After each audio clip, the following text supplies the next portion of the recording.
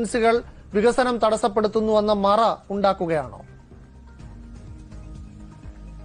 അങ്ങനെ ഒരുപക്ഷെ അങ്ങേ പോലെ ആരെങ്കിലും ചിന്തിക്കുന്നുണ്ടാവുമോ എന്ന് എനിക്കറിയില്ല.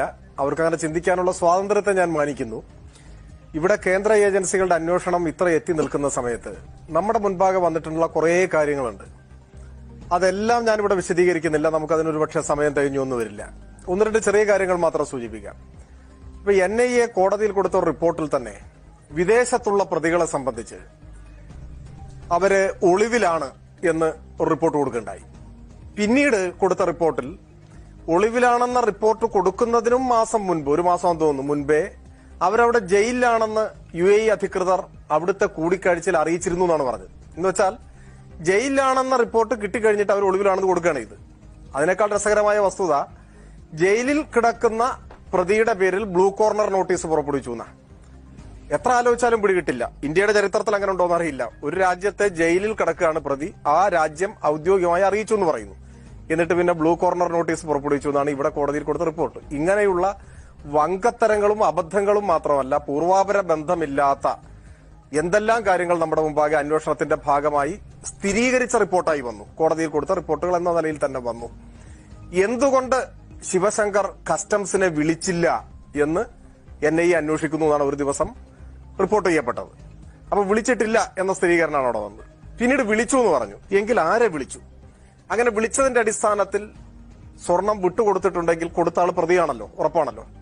ഇനി കൊടുത്തിട്ടില്ലെങ്കിൽ അയാൾ സാക്ഷിയായിട്ട് വരുമല്ലോ.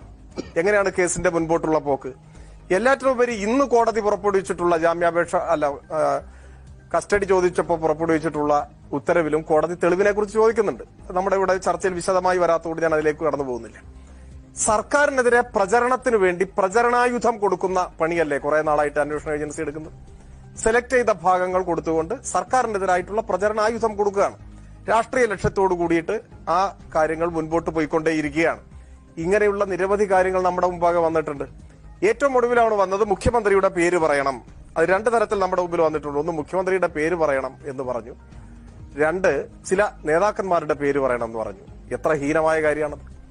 കസ്റ്റഡിയിലുള്ള ആളുകളെ സമ്മർദ്ദം ചെലുത്തിയോ ഭീഷണിപ്പെടുത്തിയോ പ്രലോഭിപ്പിച്ചോ രാഷ്ട്രീയ നേതൃത്വത്തിന്റെ, ഭരണ നേതൃത്വത്തിന്റെ പേര് പറയണം എന്ന് നിർബന്ധിക്കുന്നതായിട്ടാണ് നമ്മുടെ മുമ്പാകെ വരുന്നത്.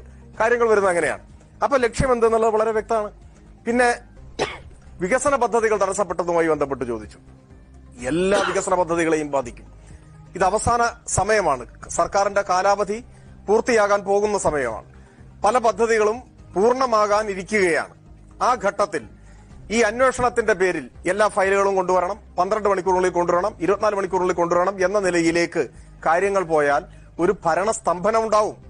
ഉദ്യോഗസ്ഥന്മാരെല്ലാം ഇതിന്റെ ഒരു പ്രത്യേക മാനസികാവസ്ഥയിലേക്ക് പോവും. ആരും ഒരു ഫയലും ഒപ്പിടാത്ത സ്ഥിതി വരും.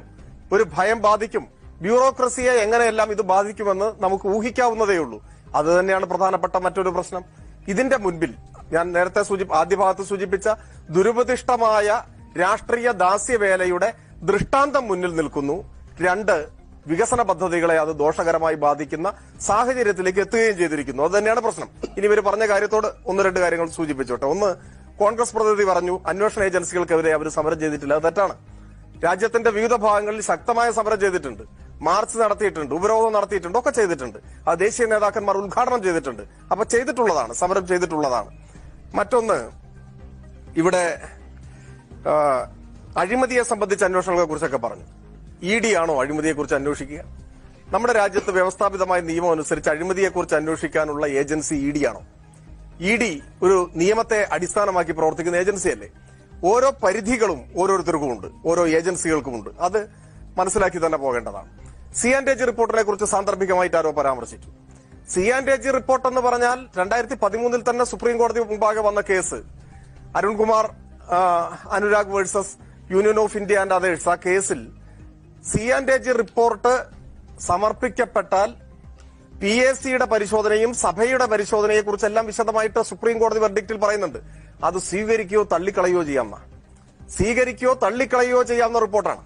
P&ACയുടെ പബ്ലിക് അക്കൌണ്ട്സ് കമ്മിറ്റിയുടെ പരിശോധനയുടെ ഭാഗമായി സർക്കാരിന് കൂടുതൽ വിശദീകരണങ്ങൾ അതിൽ കൊടുക്കാവുന്നതാണ്.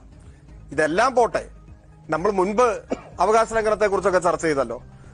ഈ റിപ്പോർട്ടിന്റെ ഒരു ഘട്ടം പോലും പിന്നിടാതെ പുറത്തു വന്ന വാർത്തയുടെ അടിസ്ഥാനത്തിൽ അന്വേഷണം നടത്താൻ ഇ ഡിക്ക് എവിടെ നിന്നാണ് അധികാരം കിട്ടിയത്?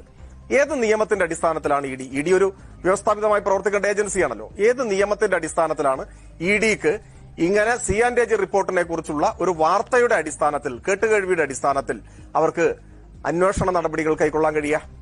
അല്ലെങ്കിൽ അവർക്ക് ആ റിപ്പോർട്ട് കിട്ടിയിട്ടുണ്ടോ? അവരത് പരിശോധിച്ചിട്ടാണോ പറയുന്നത്? ഈ കാര്യങ്ങളെല്ലാം നമ്മുടെ മുൻപാകെ വരും. ഇതെല്ലാം ഓരോ സംഭവങ്ങളും ആ രാഷ്ട്രീയ ദാസ്യവേലയുടെ ആഴം തുറന്നു കാണിക്കുന്നതാണ്. വിവരക്കേടിന്റെയും രാഷ്ട്രീയ വിധേയത്വത്തിന്റെയും ആഴം നമ്മുടെ മുൻപിൽ തുറന്നു കാണിക്കുന്നത് തന്നെയാണ്. മറ്റൊന്ന്, സംസ്ഥാന സർക്കാർ ആവശ്യപ്പെട്ട കേസ് CBI എടുക്കുന്നില്ലല്ലോ. സംസ്ഥാന സർക്കാർ ആവശ്യപ്പെട്ട കേസുകൾ CBI എടുക്കുന്നില്ലല്ലോ. നമ്മുടെ മുമ്പിൽ അങ്ങനെ എത്ര ഉദാഹരണങ്ങളുണ്ട്. ഇവിടെ ഞാൻ കൂടുതൽ മറ്റു കാര്യങ്ങളിലേക്ക് പോകുന്നില്ല. ഇവിടെ പരാമർശിക്കപ്പെട്ടു കേന്ദ്ര ഏജൻസികളെ സർക്കാർ ദുരുപയോഗപ്പെടുത്തുന്ന കാര്യത്തിൽ അഭിപ്രായ വ്യത്യാസമില്ല, സംസ്ഥാനങ്ങളും ഇങ്ങനെയാണ് ചെയ്യുന്നതെന്നാണ് അദ്ദേഹം പറഞ്ഞത്. ഇവിടെയാണ് പ്രശ്നം. നിങ്ങൾ ഈ അപകടത്തെ അതിന്റെ ആഴത്തിൽ കാണുന്നില്ല. നിങ്ങളുടെ രാഷ്ട്രീയമായ മുൻവിധിയും അന്ധമായ CPIM വിരോധവും യഥാർത്ഥത്തിൽ രാജ്യത്തുയർന്നു വരുന്ന അപകടത്തെ ആഴത്തിൽ കാണാൻ പോലും നിങ്ങളെ അനുവദിക്കുന്നില്ല. ഏതെങ്കിലും ഒരു സംസ്ഥാന ഗവൺമെന്റിനെ കുറിച്ച് ഉയർന്നിട്ടുള്ള ആരോപണം പോലെയാണോ ഇത്? നമ്മുടെ രാജ്യത്തിന്റെ ഭരണഘടന അട്ടിമറിക്കപ്പെടുകയല്ലേ? കൈവന്ന കേന്ദ്ര രാഷ്ട്രീയ അധികാരം ഉപയോഗപ്പെടുത്തിക്കൊണ്ട് ഫെഡറലിസം കവർന്നെടുക്കുകയല്ലേ? സംസ്ഥാനങ്ങളെ സാമന്ത രാഷ്ട്രമാക്കാൻ നോക്കുകയല്ലേ? ആജ്ഞാനുവർത്തികളായ അടിമകളെ അല്ലാതെ ആരെയും ഇവിടെ ഭരിക്കാൻ അനുവദിക്കില്ല എന്ന ഫാസിസ്റ്റ് സമീപനമല്ലേ വരുന്നത്? ഇതിനെങ്ങനെയാണ് നിങ്ങൾക്ക് ഒരു സാധാരണ സാഹചര്യം പോലെ സമീകരിച്ച് കാണാൻ സാധിക്കുക? അത് തീർച്ചയായിട്ടും പുനഃപരിശോധിക്കേണ്ടതാണ്, പുനർവിചിന്തനം നടത്തേണ്ടതാണ് എന്ന് എനിക്ക് തോന്നുന്നു. കേന്ദ്ര സർക്കാർ കേന്ദ്ര അന്വേഷണ ഏജൻസികളെ ഉപയോഗിക്കുന്നതിന്റെ ആഴം ഇന്ത്യ മുഴുവൻ കണ്ടുകൊണ്ടിരിക്കുകയാണ്. കേരളത്തിൽ വന്ന് രാഹുൽ ഗാന്ധി അതിനെക്കുറിച്ച് പറഞ്ഞു. പക്ഷേ സ്വന്തം മൂക്കിനപ്പുറം രാഷ്ട്രീയ വീക്ഷണമില്ലാത്തതുകൊണ്ടാവാം കേരളത്തെ കോൺഗ്രസ് അത് തിരിച്ചറിഞ്ഞിട്ടില്ല. അവർ രാഹുൽ ഗാന്ധിയെ തിരുത്താൻ വേണ്ടി നടക്കുകയാണ്, അദ്ദേഹത്തെ പേടിപ്പിക്കുകയാണ്. അദ്ദേഹം ഇന്ന് പേടിപ്പിച്ചാൽ പേടിക്കുന്ന സാഹചര്യത്തിലായി പോയി എന്നുള്ളത് വേറെ കാര്യം. സോണിയാഗാന്ധി പറഞ്ഞു, ആവർത്തിച്ച് പറഞ്ഞിട്ടുണ്ടല്ലോ. എന്താ പറഞ്ഞത്? എന്താ കാര്യം? രാജ്യം മുഴുവൻ നിൽക്കുന്ന ഒരു സാഹചര്യം നിങ്ങൾക്ക് കാണാൻ പറ്റുന്നില്ലേ? കേരളത്തിൽ വന്നിട്ട് ഇവർ ഇതുവരെ കാട്ടിക്കൂട്ടിയ വങ്കത്തരങ്ങൾ നിങ്ങൾക്ക് മനസ്സിലാവാത്തതാ? നിങ്ങൾ മനസ്സിലായിട്ടില്ല? അതിന്റെ പിന്നിലുള്ള ലക്ഷ്യങ്ങൾ മനസ്സിലായിട്ടില്ലേ? പത്രത്തിൽ കൊടുക്കേണ്ട തലക്കെട്ട് ഉൾപ്പെടെ ടൈപ്പ് ചെയ്തിട്ട് അയച്ചു കൊടുക്കല്ലേ അന്വേഷണ ഏജൻസി? BJPയുടെ സംസ്ഥാന പ്രസിഡന്റ് പറയല്ലേ അടുത്ത ഇന്നാളെ ചോദ്യം ചെയ്യും, നോക്കോ അടുത്ത ചോദ്യം ചെയ്യൽ അതായിരിക്കും. കുറി കൊടുക്കുകയല്ലേ? രഹസ്യമായിട്ട് കൊടുക്കാൻ പോലും മടിക്കേണ്ട, അങ്ങനെ പോലും കൊടുക്കണ്ട, പരസ്യമായിട്ട് പറയാമെന്നുള്ള ധാർഷ്ട്യത്തിലേക്കല്ലേ പോകുന്നത്? പരസ്യമായി പറയല്ലേ അടുത്ത ഇന്നാളെ ചോദ്യം ചെയ്യും, ഇന്ന കാര്യം ചോദ്യം ചെയ്യും, ഇന്നത് വരും, അടുത്തത് വരും, അതിനനുസരിച്ച് ഏറാൻ മൂടുമല്ലേ?